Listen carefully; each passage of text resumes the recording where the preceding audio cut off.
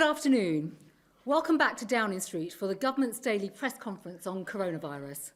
Today I'm joined by Lynn Owens, Director General of the National Crime Agency, and by Stephen Powis, National Medical Director of NHS England.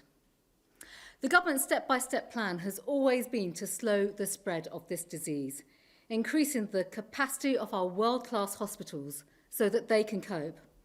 And your hard work has helped us to do this. Our instruction remains clear. People should stay at home, protect the NHS and save lives. Through our ongoing monitoring and testing programme, as of 9 a.m. today, I can report that 640,792 tests of coronavirus have now been carried out in the UK, including 28,760 tests yesterday.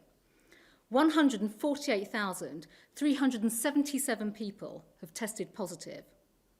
That's an increase of 4,913 cases since yesterday. 16,411 people are currently in hospital with coronavirus in the UK, down from 17,049 yesterday. And sadly, of those in hospital with the virus, 20,319 have died. That's an increase of 813 fatalities since yesterday. As the deaths caused by this terrible virus pass another tragic and terrible milestone, the entire nation is grieving. My deepest sympathies and condolences go to those who have lost loved ones. And I would like to pay tribute to the selfless frontline workers who have been struck down by this virus. Their exceptional public service and sacrifice will not be forgotten. The last time I was here, I spoke about the impact of this national emergency on crime and the tough but necessary measures to tackle it. I announced enhanced support for victims of domestic abuse, many of whom are particularly vulnerable and exposed. Our You Are Not Alone campaign to signpost the help available and to make it clear to victims that they can still leave home has made an incredible impact, with 98 million online impressions. Now, I refuse to ignore the amplified risk for the victims of hidden crime, and I, along with Lynn and across our entire law enforcement agencies, refuse to allow criminals to take advantage of these unprecedented times. Now, provisional data from police shows a fall in overall crime during this coronavirus outbreak. Car crime, burglary and shoplifting are all lower than the same period from this time last year. But we also know that the most sophisticated criminals continue to exploit and capitalise on this horrendous crisis. So today I have a message for them. Our world-class law enforcement is also adapting, and they are onto you, and their efforts are paying off. Last week, Border Force found £1 million worth of cocaine set to be smuggled into the United Kingdom through the Channel Tunnel, hidden in boxes of face masks. The National Crime Agency has taken down multiple websites running phishing scams and selling bogus PPE. Last week, they arrested 2 people suspected of trying to sell unregistered coronavirus testing kits. The NCA have alerted the police of 1,300 potential child sexual abuse cases. They have made arrests and safeguarded children. This is a sickening reminder of the frightening activity that is targeted towards our children every single day. International action to crush criminal gangs and to shut drug supply lines continues, and the National Crime Agency helped to seize 700 kilograms of heroin in Pakistan, potentially bound for the United Kingdom. Reported losses for coronavirus fraud now stands at £2.4 million. And I would like to thank the major banks and UK Finance who are working with us to protect vulnerable people from becoming victims of crime. And our outstanding frontline police officers and their staff continue to do an exceptional job in keeping our streets safe. They are still responding to all types of crime. That includes some extraordinary dangerous driving, with a minority of drivers using quieter roads as their own personal racetrack and endangering people's lives. We've seen speeds of up to 151 miles per hour clocked on the M1 and 134 miles per hour in a 40 mile per hour zone in London.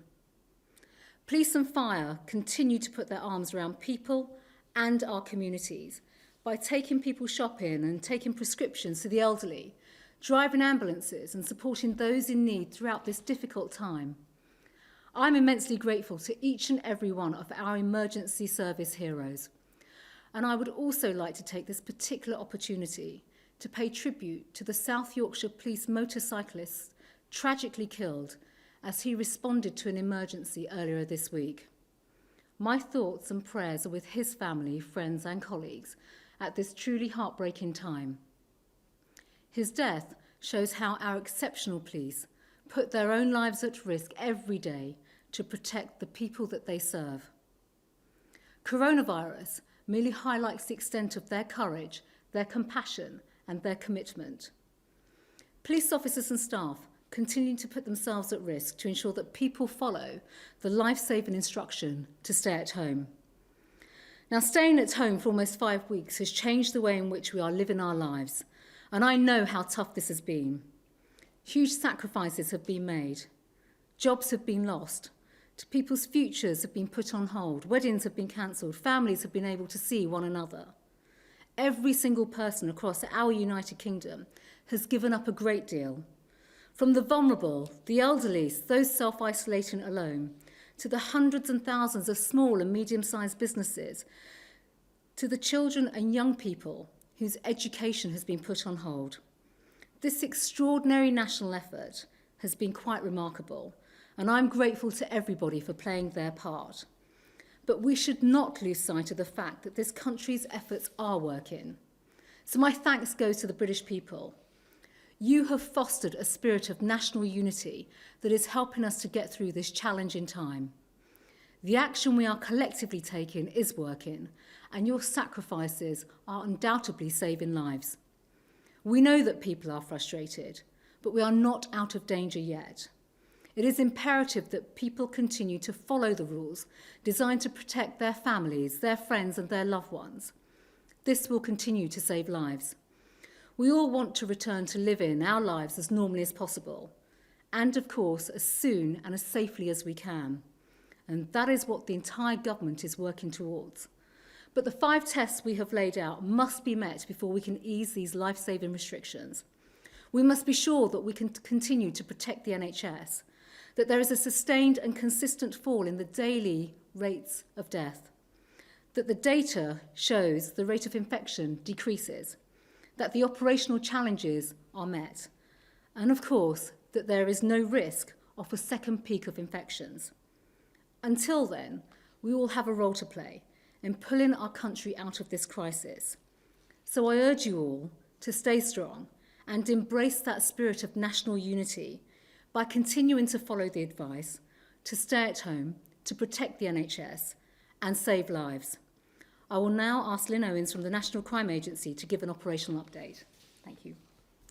Thank you, Home Secretary. Criminals have adapted to our new situation, but law enforcement is adapting just as quickly. As the country pulls together, I want to explain what we are doing to keep you and the nation safe from serious and organised crime. This is clearly a new environment for all of us. Officers across policing are doing a fantastic job engaging with the public, in explaining and encouraging people to comply with the government guidelines to stay home, protect the NHS and to save lives. It is proving effective in the vast majority of cases. But serious and organised criminals are looking to take advantage of these unprecedented times. It is showing them for what they really are: amoral, corrupt and exploitative. We have not yet seen an increase in any form of serious and organised crime under COVID, but we have seen offenders continue to take every opportunity for their own gain. I want to assure you that the National Crime Agency, which is responsible for leading the UK's fight to cut serious and organised crime, is responding as quickly as ever to stop them, and so are our police, our border force, and other UK law enforcement colleagues. I want to thank all of these officers who are working tirelessly to protect the public. They are ensuring there is no safe space for criminals to operate in. So let me paint you a quick picture. We are protecting you from offenders who are trying to avoid the lockdown rules and carry on their illegal businesses. We remain unflagging in our work to recover illegal guns. In the last month, the NCA has worked with police forces across the UK, including West Yorkshire, Bedfordshire, Thames Valley, Greater Manchester Police and Police Scotland, but others too, has led to 24 firearms being recovered. Working with UK police forces and the dedicated regional organised crime units and border force, we continue to prevent the corrosive harm to communities from the scourge of drugs.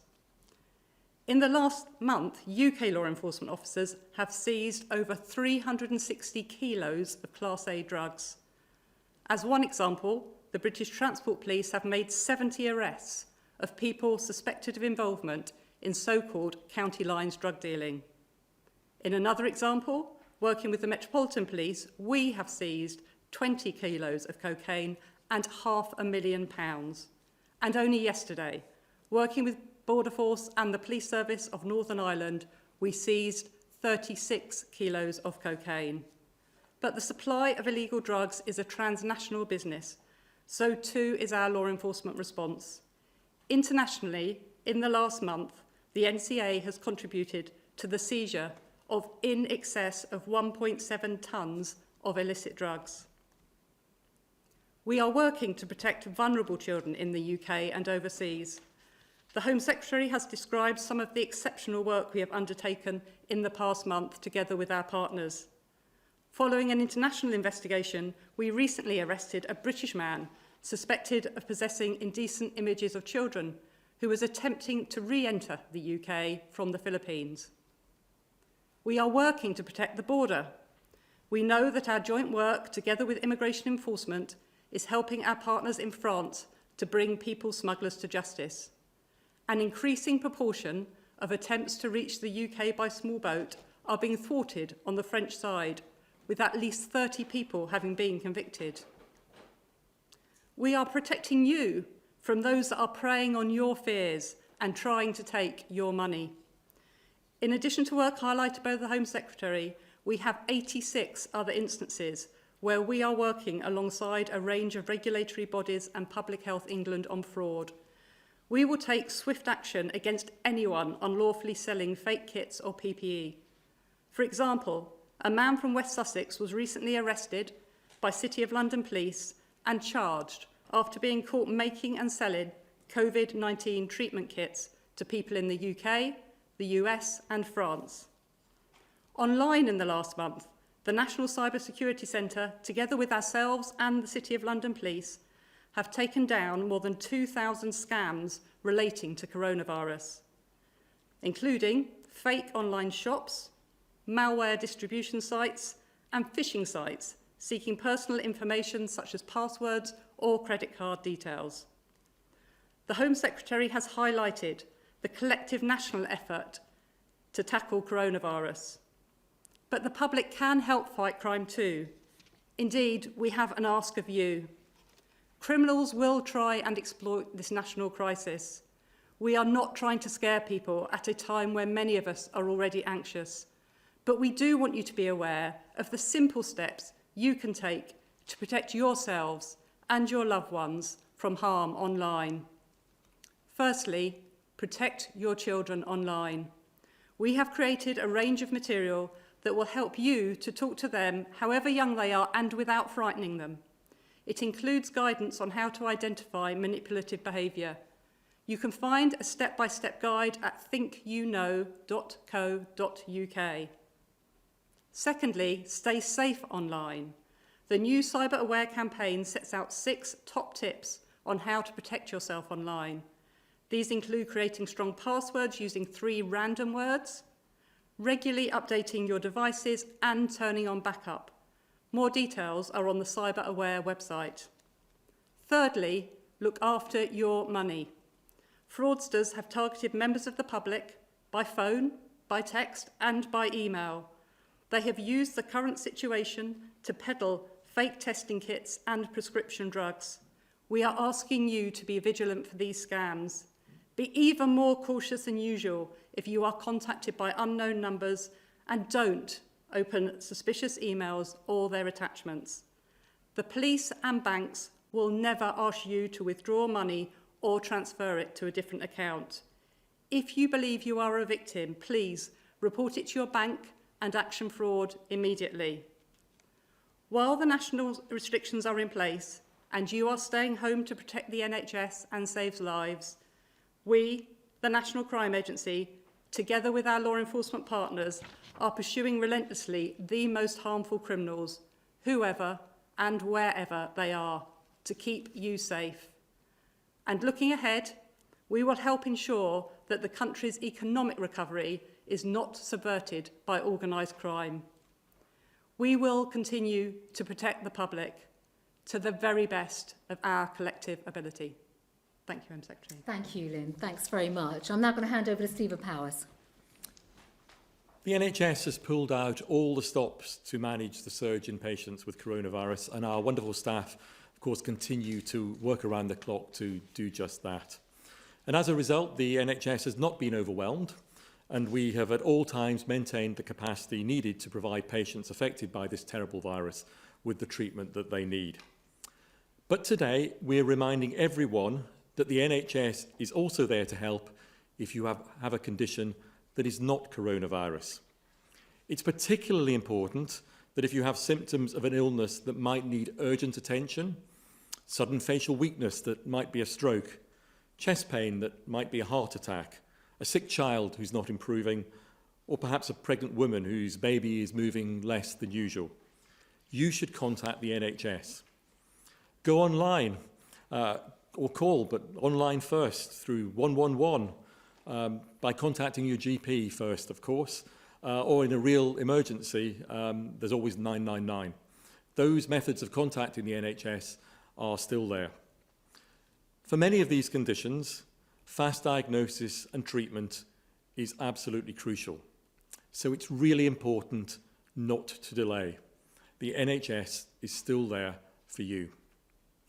Now, I want to go through some data that you will be very familiar with in a set of slides that you will have seen over the recent weeks and to update you on the current position. So the first slide shows transport use in the UK. And as we've often said, we continue to see reductions in public transport usage. And here we show transport in London on the tube, buses throughout the country, National Rail and Transport for London bus. And they are all at much lower levels than they were prior to the social distancing measures being introduced. We've seen a reduction in motor vehicles too, but there is maybe a little bit of concern that that is starting to rise again, ever so slowly, but that's really important that we think about that. And on the next slide, this is, I think, a new slide, which takes data from Apple Maps, from people seeking directions or asking for directions in Apple Maps, and I'm sure similar will also be available from Google.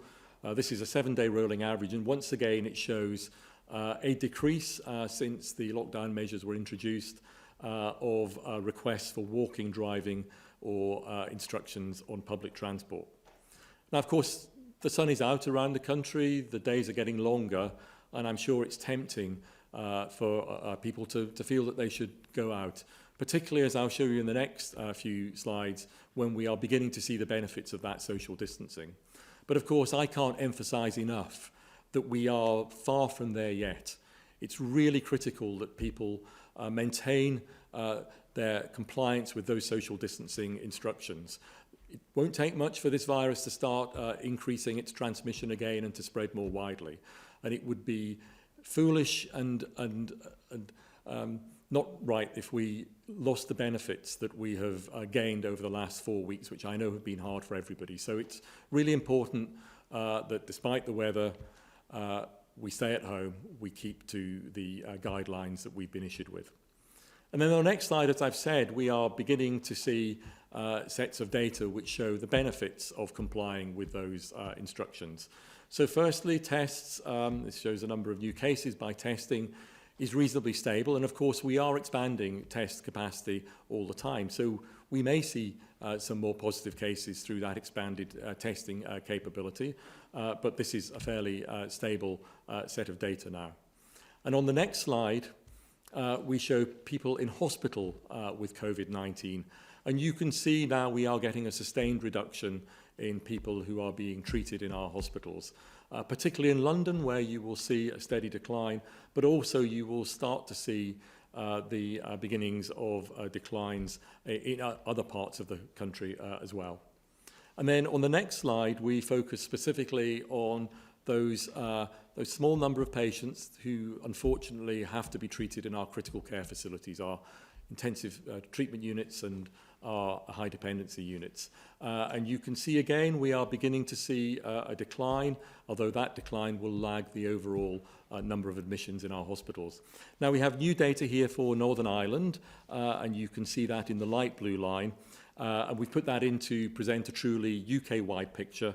But I should just note that this is new data and it's not currently comparable with the other lines, as it shows cumulative data rather than daily, and that's why the line looks a little bit different on this chart. And then on the next slide, finally, this is the number of deaths in UK hospital. We report hospital deaths on a daily basis. These are reported deaths rather than the day of death. And you can see again that there is a trend towards a decline in deaths. That is a trend that will occur later than the decline in hospital admissions and critical care. But it's really critical that if we keep complying with the social distancing instructions, then we will begin to see a decline in deaths. Thank you. Stephen, thank you very much. Oh, sorry, there's one more slide, sorry.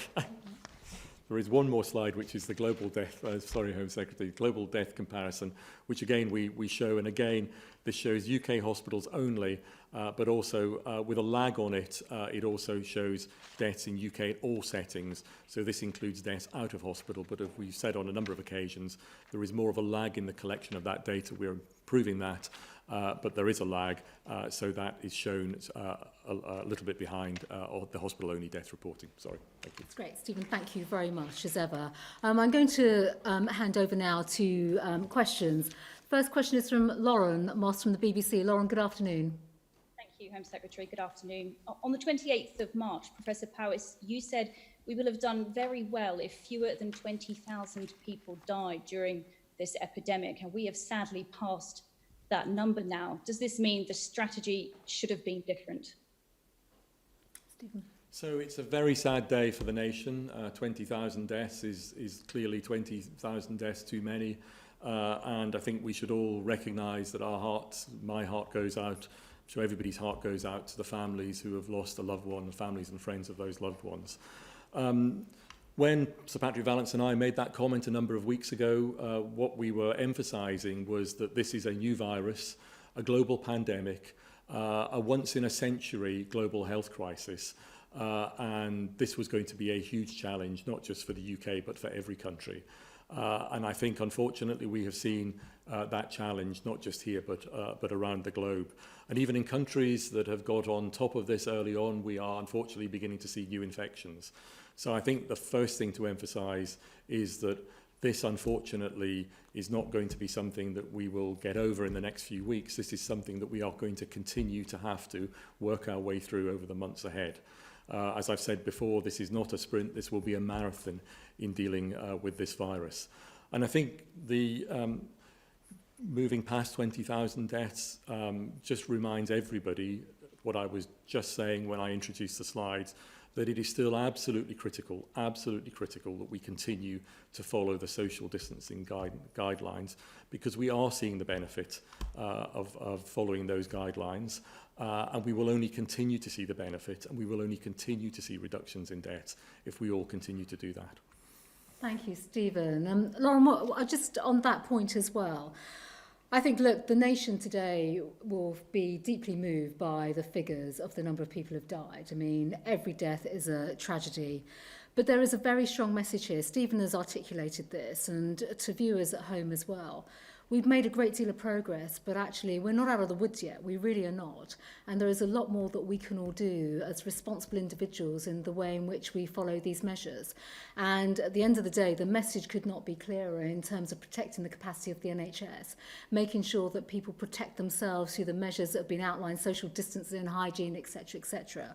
But I think right now, for the nation in particular, this is a deeply tragic and moving moment. All our thoughts and sympathies are with those individuals that have lost family members through this horrendous and absolutely appalling virus. Was there anything else you wanted to add at all? Yes, please. But with that in mind and with this rising death toll, are there any circumstances now in which you would be able to envisage relaxing any of the measures of the lockdown at all? Well, I think if I may, Lauren, on this, the government has been abundantly clear in terms of the things, in fact, I outlined that in my remarks earlier on, about the 5 specific things that have to be satisfied. This isn't optional at all. They have to be met. Those tests have to be met so that we can judge with the scientific advice and the advisors as to when we will consider it to be safe to adjust the current measures. And quite frankly, that is not right now. It is clear that it is not right now. And as I've said, as Stephen has said, as Lynn has said, we've all said here today unequivocally, we need people to continue. The national effort has been extraordinary. It really has. I pay tribute to everybody. Our lives have changed in the way in which we function on a daily basis. You know, whether it's from our children, our households, our family, even the way those of us that are going into work every day. So those 5 tests are absolutely vital. We have to meet them before we can make any changes whatsoever. So we are very conscious of that. We have obviously had a really devastating moment in terms of the number of people who have died. We're fighting this virus, and that is the national effort that we're all behind. We're all putting our shoulder to the wheel to make sure that we fight that virus so that we can get the right outcome in the long term, which is combating this and protecting the public and saving lives. Thank you, Lauren. I'll now hand over to Paul Brand from ITV. Paul, good afternoon. Thank you very much. Firstly, to the medical director, the 20,000 figure refers, of course, to deaths in hospitals, and you've said that there's a downward trend in that number. When do you expect the peak to come in care homes, specifically? And to the Home Secretary, please. Doctors and nurses who come to the UK to work in the healthcare sector have to pay a health surcharge of hundreds, even thousands of pounds for their families. Given that they too are fighting this pandemic, is now the right time to scrap that surcharge for them?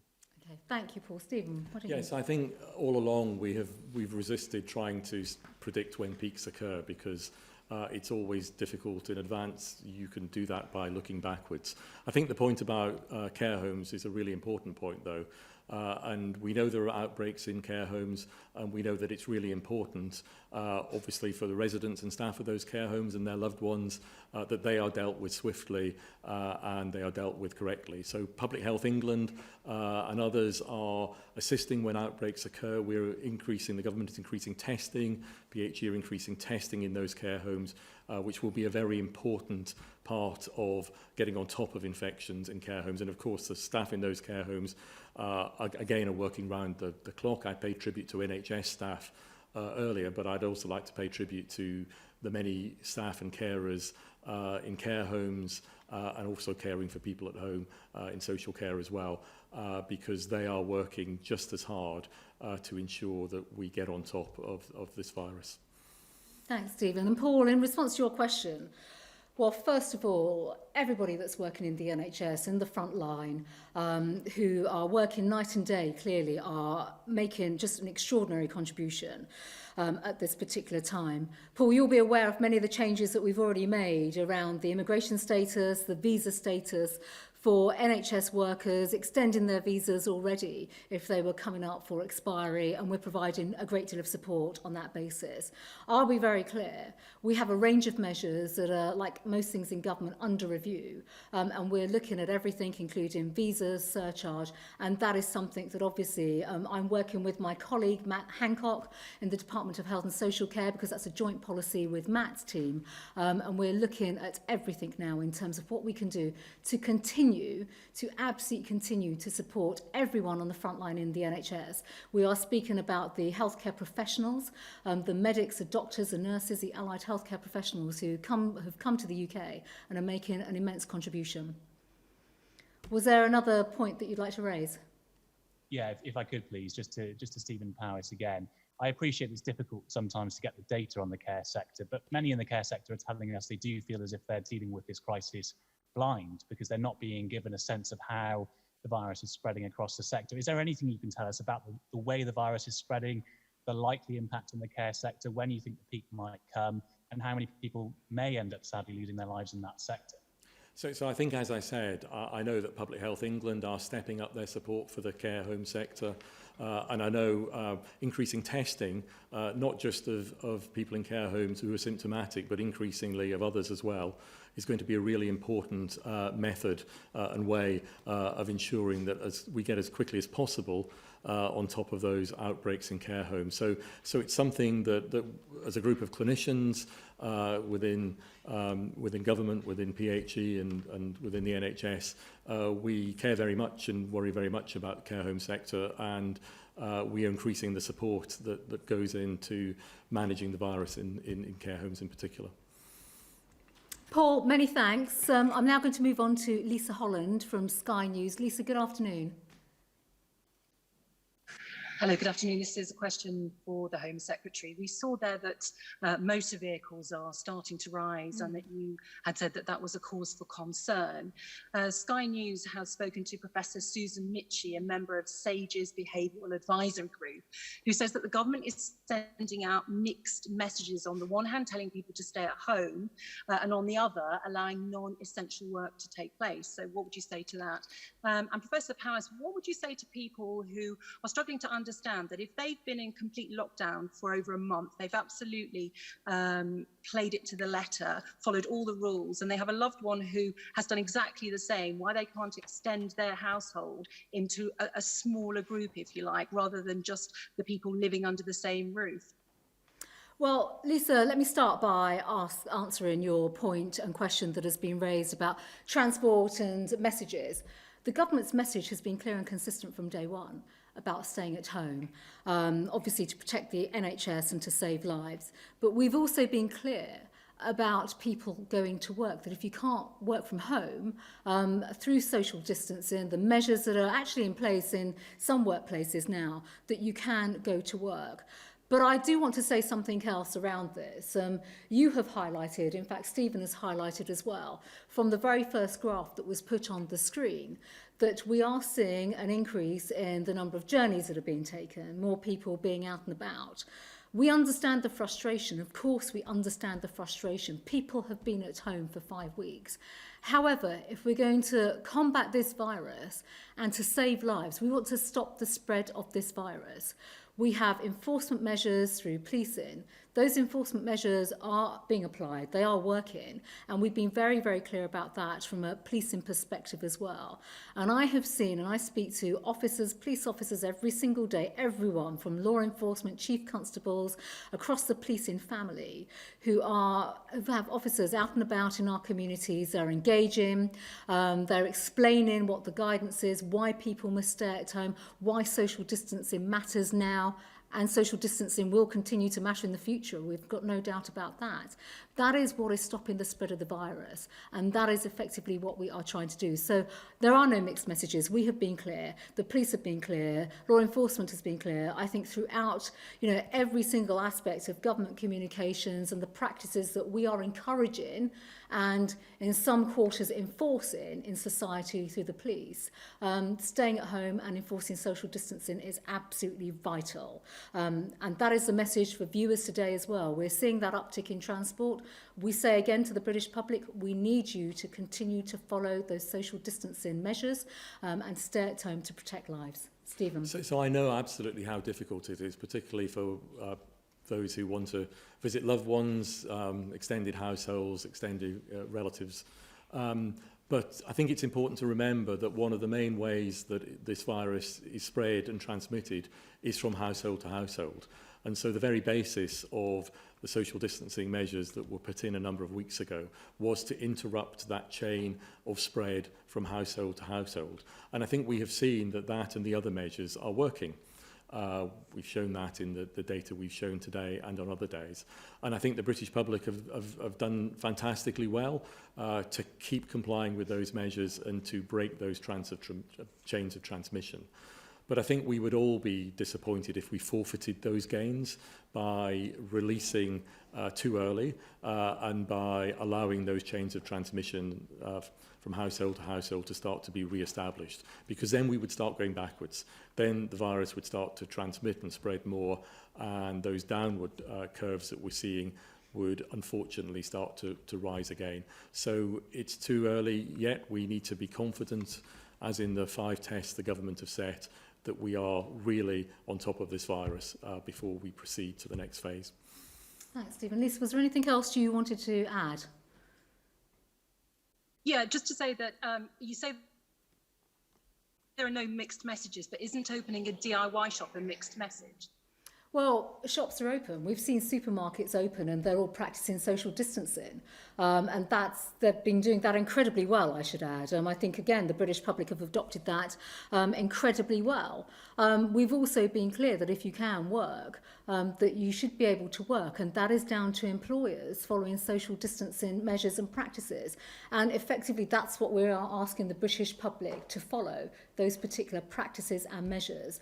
They are restrictive, but with that, the public know why they're restrictive as well. So if I may say so, I think the government has been very clear in the stance that it's taken and in the communications and messaging. I think it's quite remarkable, whether you go to the supermarket or even out on a walk in parks, the way in which the public are conducting themselves is very much in tune with that social distancing policy and the advice that has been coming from the scientists and from medical officers and from the government. And I pay tribute to the British public for following that. Thank you, Lisa. I'll now go to Nigel Nelson from the Sunday Mirror. Nigel, good afternoon. Hello. It's one for the Home Secretary. The Royal College of Surgeons has told us that the backlog of cancelled operations could take 5 years to clear. Is that the timescale that you're now working on? And how many lives do you estimate that these delays will cost? And one, if I may, for Stephen Powis.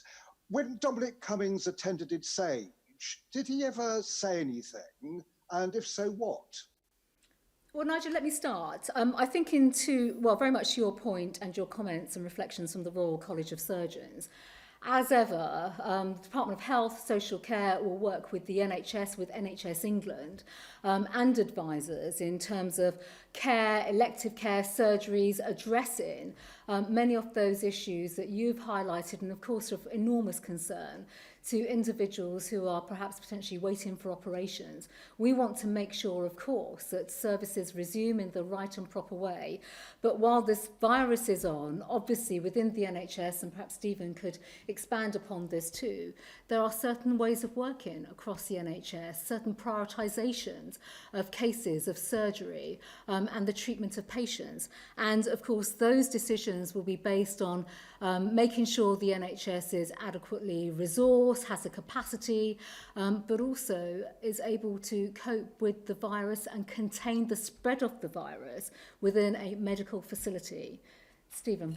Yeah, so we work very closely with the Royal College of Surgeons, and neither the Royal College or ourselves in the NHS would want to see delays of that order of magnitude. We have had to step down elective surgery in order to focus on ensuring that we cope with the surge in patients with coronavirus. But as soon as we possibly can, we do want to step that back up again. I think the Chief Medical Officer has on a number of occasions articulated the consequences of a global pandemic in terms of deaths and harm to individuals and populations. There are the deaths that occur directly as a result of the coronavirus. We've talked about that sadly earlier. There are the deaths and the harm that occurs because a health service becomes overwhelmed and simply can't cope. And we haven't seen that here. As I said earlier, the NHS has coped admirably, and we've always maintained the capacity that it hasn't been overwhelmed. We can also see deaths and harm because individuals, for whatever reason, don't access the services that are actually up and running. And that's exactly why I opened today with a reminder to everybody that those emergency services are still there for you, and you mustn't be afraid to come forward and to access them, and certainly not to delay accessing them if you have symptoms that might be an emergency. And then finally, there's the harm that is potentially done because of the economic consequences of a pandemic. And it will take many years to see exactly what those consequences are in terms of harm to the population. But in the third of those, we do want to get those services, those elective services, up and running as quickly as we can. We are beginning to focus on that in the NHS now, but clearly we need to make sure that we are also managing the patients that we still have with coronavirus. On the question on SAGE, I've been participating, attending SAGE since towards the end of February, and my experience of SAGE has absolutely been about scientists and experts, and there are scientific experts at SAGE from a variety of disciplines, epidemiologists, behavioural scientists, public health officials, immunologists, from the wide range of expertise that you would need to manage this crisis.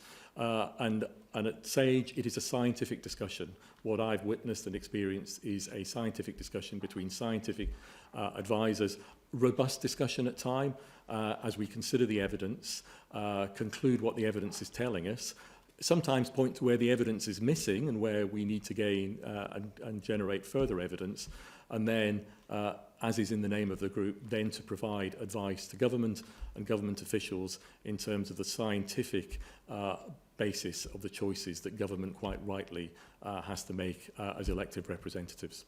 Thank you, Stephen. Nigel, was there anything else you'd like to raise at all? Just whether or not that Dominic Cummings actually made any contribution at those meetings. Well, the scientific contributions are exactly as I said. It's the scientists that make the scientific contributions, and the scientists and the experts in that group that are absolutely involved in generating the advice. So the advice comes from those scientific experts to government and government officials. That's exactly what SAGE is set up to do, and that is exactly what my experience is of the way SAGE works. Thank you, Stephen. Nigel, many thanks. I'm now going to hand over to Brendan Carlin from the Mail on Sunday. Brendan, good afternoon. Good afternoon, Home Secretary. You've stressed today sacrifices made by the British public. You've paid tribute to them. One of the biggest sacrifices is possibly the fact that the schools are closed. Do you not sympathise with parents up and down the country who are having to juggle between childcare and the need to get back to work and help restart the economy as soon as possible? Brendan, of course. I think, you know, as a parent myself and all parents working from home, and particularly with children who may be engaging in the homeschooling as well, that's taking place, this is immensely difficult and it's an immensely challenging time. I pointed that out in my opening remarks. These are very, very difficult and unusual times. I have to say, I think schools that have opened have been brilliant. They've been absolutely remarkable. I pay tribute to many of the teachers and the head teachers. I know from my own constituency some outstanding examples of teachers and people in the teaching profession. They're doing a great deal to help, support the children of key workers, but also vulnerable children right now as well, and we should not forget about them. The fact of the matter is, Brendan, I've already outlined the 5 tests that will have to be met, absolutely, before we can look at restarting schools. And I think the key thing to note that is, before we can even do that, those tests have to be made. We want to do this in the right and proper way. We need the scientific and the medical advice to come together in the right kind of way. And I think both parents, teachers and children would welcome that on the basis that they want to know that they're going back to school at the right time, in the right way, with the right kind of support. And that is absolutely what this government is working towards achieving. Did you have another question at all? Yeah, could I just come back on that? You've not really given much of an assurance that today, in the general tenor of the press conference, that any active planning is underway for how we restart the economy. And again, in relation to schools, we know, and I think teaching unions have been making this clear to ministers, that safety is paramount about how we come back. But can you give parents any sort of assurance today that there is any active consideration, I mean, serious detailed consideration of when we come back to schools. And just one question, if I may, to Professor Powis. At the beginning of this process, there was much debate about the time that we entered the lockdown in terms of making sure that everything was that people would accept and live with it. If it appears to be something that may have to go on and on and on and on, what was the point of delaying the point we entered it? Well, Brendan, first of all, let me come back to your question. We can absolutely give a clear assurance to the British public. Government is working night and day on looking at how we can move us out of this situation. I touched on this in my remarks as well. We understand the difficulties, we understand the frustration, but this is not a binary choice. We cannot move from, removing restrictions in terms of just moving back to how things were. It is right that we consider the advice, and we are doing that. We're absolutely doing that. We're working with our advisors, with SAGE and others. But as you all know as well, and as you're seeing, we're working with others, we're listening to others from business, from industry, as to how we can move forward. But the fact of the matter is we want to prevent a second wave of this horrendous virus. And to do that, we have to make sure that we continue with the measures that we put in place, but also to move to any form of, changes, whether it's schools, whether it's business, whether it's restarting aspects of society. We need to make sure that we have the right kind of preventative measures in place to stop another wave of that virus. The British public would look to their government to make sure that their health, their safety, their well-being is absolutely paramount, along with the health, the safety, the well-being of the NHS, protecting that capacity. That's something we have been consistently doing, and we continue to work towards achieving that. And I know you'd love me to give you a date as to when, schools may reopen, but we're not going to do that. That would be irresponsible to do that. That would set hopes up. The fact of the matter is we are all, as you've heard me say, we're putting our shoulder to the wheel to work night and day to look at how we can do things differently and in the right way going forward. And that's what this government is committed to doing. Stephen. So timings of lockdowns at whatever point in a pandemic and timings of the individual measures in a lockdown, I think are really difficult decisions. And I talked a little bit earlier about the harm and deaths that occur from a pandemic, and I said some of those are relating to the health service and health services being overwhelmed or having to stop some activity in order to manage the virus. And I talked about the harm that potentially comes from an economic lockdown. And as the Chief Medical Officer has said a number of times, it's not always possible to manage those in the same direction at the same time. So there are a set of choices, difficult choices to be made in pandemics. And that's why deciding the timing around lockdown measures and the combination of lockdown measures is a challenging thing to have to do. Stephen, thank you. Brendan, thanks very much. I'm going to bring this to a close now, but before I do, I want to thank both Stephen and Lynn, as ever, for their valuable insights and contributions. But I do have a final message to send. I've been here with Lynn today, who has shown the stellar work of the National Crime Agency. And I say again to any criminals seeking to exploit this virus for their own gain, our outstanding police and law enforcement agencies are absolutely onto you. They are the absolute best of us all, and they continue to work tirelessly to keep our country safe. And then finally, to the British people, I want to thank you, and I urge you, as ever, to back and to continue to back the extraordinary national effort to beat this virus, to stay strong, and to follow the advice, the consistent message we have been given, to stay at home, to protect the NHS, to save lives. Thank you very much.